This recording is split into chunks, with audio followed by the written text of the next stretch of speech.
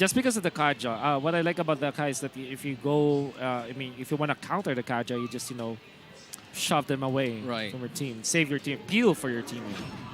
And in addition to what you've mentioned, Thanks a lot. Kaja is also kind of a good, portion given that the Atlas and the Kufa are banned. So there is room for pick-offs here and also the setups that will be coming in from Edward. So with not a lot of heroes available for the side of the Orcas in terms of roaming position, they're going to be picking up this Ruby. Still a good setup hero, somewhat similar to the Kufa and the Atlas, but does, things a little less given that there's not a lot of stunts with it. But Brody's going to be the pickup here for the side of BLACKLIST International. They're going to be relying on the early to the mid-game scaling, which is actually different from the Moskov that we've seen in games 1 and 2. So Super Red will be activated in the early portions of the game, and we've seen them dominate that game number 2 because of the early game snowball that they've had with, Yue and Oh My Venus leading the charge. So now with Super Red having that early game scaling, how could BLACKLIST International take control of the early game? Not only that, but the question here for me is the big change up, at least, from the draft from Echo too, is the fact that you have Joy, right? How do you utilize this Joy, especially against the amazing performance that we've seen so far from Edward, right? Who's playing literally the same hero. So now you've got this, again, a matchup that you're going to have to keep an eye on, because Joy alone can do, I would say, similarly in the way she basically causes havoc against the team, right? Whereas you have to work around the setups coming out from that Arlott pick from Edward. So the work is going to be cut out here for Sanford as we take a look at both of them on this matchup. But game number 3 is upon us. And now who's going to take this series in the matchup? It's Echo and BLACKLIST International. Severe lack of crowd control coming out from Echo. They only have like 1 reliable stun or 2 coming up from Yahweh. Then Sanji, not so much reliable. But they do have a lot of damage. For BLACKLIST, they have both. A lot of wave clear, as well as, the stain that they have, and that hard, reliable left down coming out from Oh My Venus. Yeah, the only disadvantage that Echo has at this point is the fact that 4 of their team members just needs the items. So all of them are going to be sharing this these minions that you see on your map, while on the other hand, BLACKLIST International could possibly be activated, especially Super Red, using this killing spree just to have at least an order of late game insurance on to the later portions of the game because of the extra HP that it gives whenever it has the kill. So now Yue and Edward are also going to be, one of the main focused heroes for the side of Echo, as Carl Tizzy and Sanford already prioritizing on giving pressure onto the bot side. The biggest thing that bothers me too about this is BLACKLIST International. Again, the performance that Yue has had.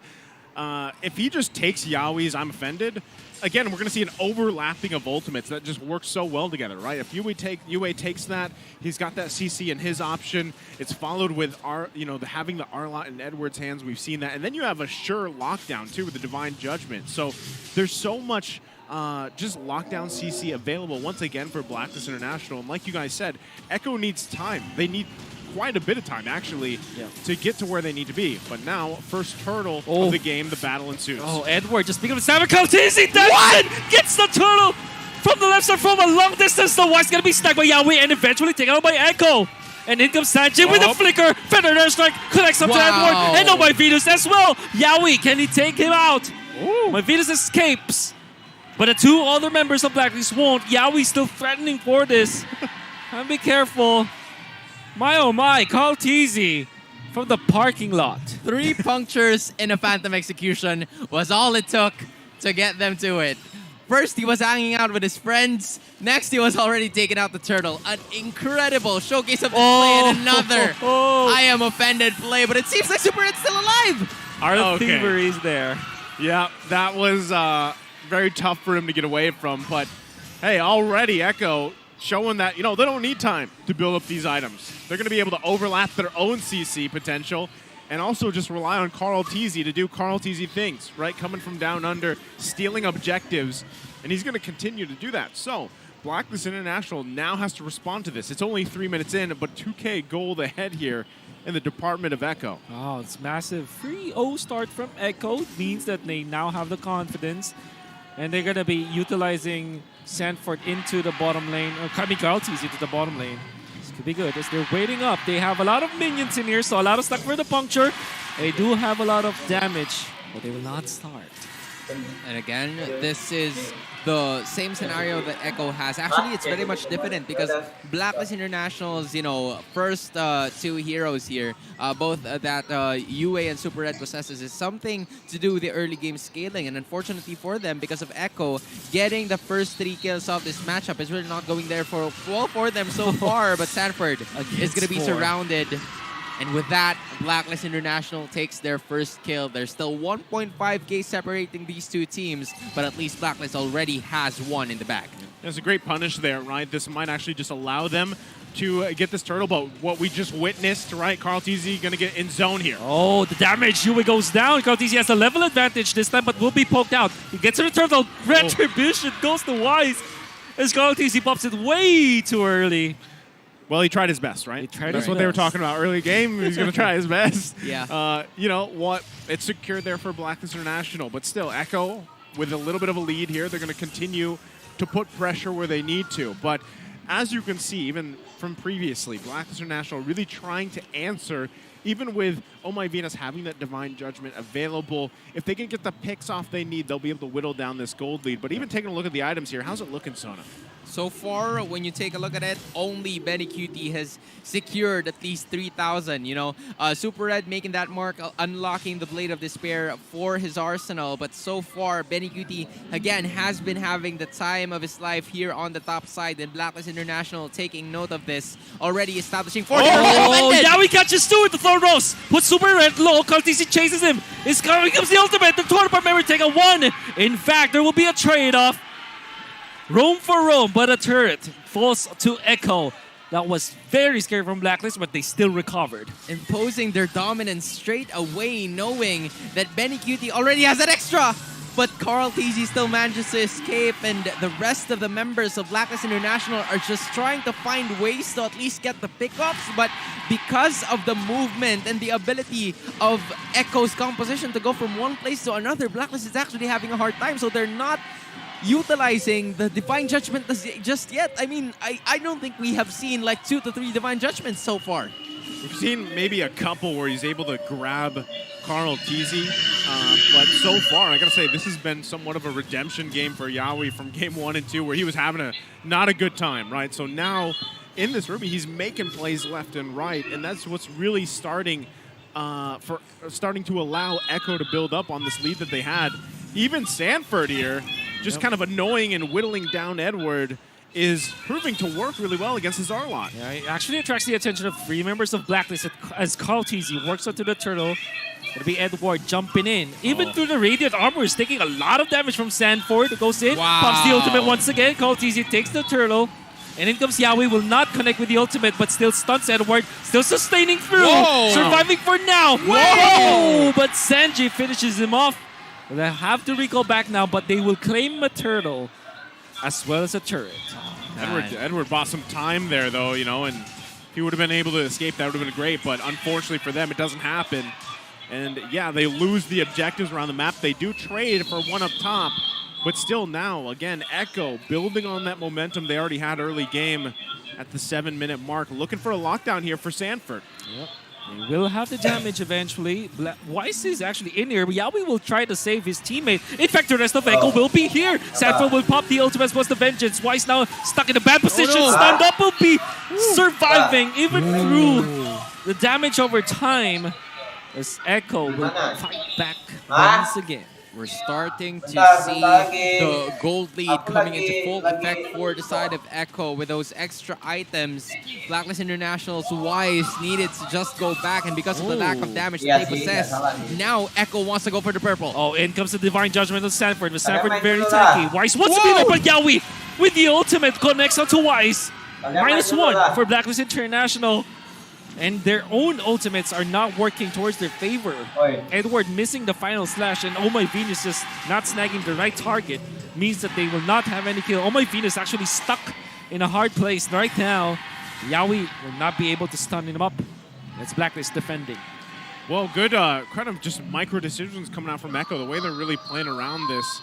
And even the fact that they're not afraid to, even before they had this 4K gold lead, they're not really afraid to just go to toe-to-toe with BLACKLIST International at this point, regardless of how much CC is in favor of even BLACKLIST International. So with everything that's happened, they're doing a great job here. Also establishing this lead. Sanji trying to get away now. Edward did force the flicker out of Sanji, but they have to back down for now. Oh my Venus is threatening for Yawi. This means that the Lord fight will have a little bit of advantage for BLACKLIST as they force the flicker onto Sanji. Oh my Venus is going to be snagged this time. Will they commit to this? BennyCutie will have to back down for now. Just some pokes from both teams. Just waiting for the Lord right now to commence. And so far, it's been surrounded by the rest of the members of ECHO as BLACKLIST still 4.4k gold behind. Not a lot of items to back up their damage, but hoping that their early game scaling is going to be enough here. Wise makes a move. Sanford also makes his own move as KTC is 2 levels ahead of Wise, being poked down. Lord belongs to KTC. This time Wise is low. Sanji with the ultimate. Wise, super low, will be taken out by Sanji this time. As 2 people dropped. Sanford for Wise, but the Lord for their side. Torn apart memory here being given by Super Red, but just ECHO asserting their dominance into that Lord pit, making sure that they would be able to pick off at least 1 or 2 heroes. And not only that, they've also managed to take down the jungler, and it's all because of the anchor of offense, Yawi, from the side of the Orcas. Oh my goodness. Connects up to Oh My Venus. Already committing the flicker. Still goes down. Yawi once more. Super Red gonna be shoving them away as KTC will steal an orange buff. This is tough because this is exactly what ECHO likes to do. They get this lead and they don't let go of it. And so now BLACKLIST International on the defense. You're gonna have to deal with this first Lord. They should be able to make quick work of it unless, again, keep an eye on Yawi. He might be looking for any moment. Doesn't have the flicker available though, but still, they're going to go ahead and convert this into more space to work with as they further that gold lead. 7K, if not 8K by the end of that next turret. Not only that, you also have to take a look of the KDA of both Sanji and BennyCutie, possibly the damage leaders coming in from ECHO. They've already managed to secure a lot of their items. You have the Corrosion Scythe, the Golden Staff, and the Demon Hunter Sword for BennyCutie for increased attack speed and critical chances. Meanwhile, Farsa, the Farsa by Sanji, 304 as of the moment. At least, having that 75% in terms of KDA or kill fart participation given here to the Orca. So BLACKLIST International, they're just trying to find more ways into this map to get a lot in their gold, but ECHO's not having any of it at all. Wise being forced out to go outside of his comfort zone, to go outside of their base just so he could get, a crumb of what is left of Orca's plate. Literally at this point, it's a crumb, right? There's not much here that Wise can work with. And even look at, how much time was either, you can say it, how the patience was, or how much time is actually wasted from BLACKLIST International, just kind of waiting top side, looking for a moment for them to get the Divine Judgment off. But, no one's going to be there for them. So they might look for a sandwich play here, but Sanji and Yawi also have their own plans here. They know for sure. They know where Super Red is, and they are actually making the beeline towards the Brody, and they take him out. That is a massive takedown from ECHO. Feels like they want more. So BLACKLIST International will have to back down. Great anticipation coming in from the rest of the members of the Orcas. They knew that BLACKLIST was about to make a big move, and from there, they've also managed to hide themselves, conceal themselves as much as possible just to get away from the fight. But Wise here is going to be pulled again. No, they do have the damage. Winter Truncheon is available for Wise. Will not have to use it, but the damage is enough to fend off the Lord hands coming up from BLACKLIST. ECHO will just take this so low. Yeah, this is just going to be a free one. Nothing really that BLACKLIST International can do about it. 9K now, favor of ECHO. 10K, they're going to march into the base as this next Lord spawns here. And if you're looking at the items, you know how much work is going to be needed from BLACKLIST International to successfully defend here, Sona. Yup, locking in that Athena Shield and Dominance Ice is possibly what Yawi just needs at this point to take control of BLACKLIST International, because he has more gold than at least 3 of the members coming from the side of the agents. So he has all the confidence in the world, backed up by the items as well, and also having BennyCutie to an almost entirely full build, just missing 2 more core items, is something that BLACKLIST International just needs to worry about taking into consideration in this fight, because there's a lot of information, 12K gold lead, and BLACKLIST just needs to defend at this point. They have enough wave clear, but do they have enough damage and defense to take control of the situation? Well, they're going to have to deal with this as Lord marches top side. Conceal play going to be committed here. Yep. No avail so far, but they do want to go for Sanford, but they still lose their turret up top. Collects up to 3, and there's a better dislike with the flicker as well. Final slash will not stop ECHO. Even when it connects to 3, they want to go for the base this time. They're trickling it down. Defense from BLACKLIST International will not be enough as ECHO takes the series once again.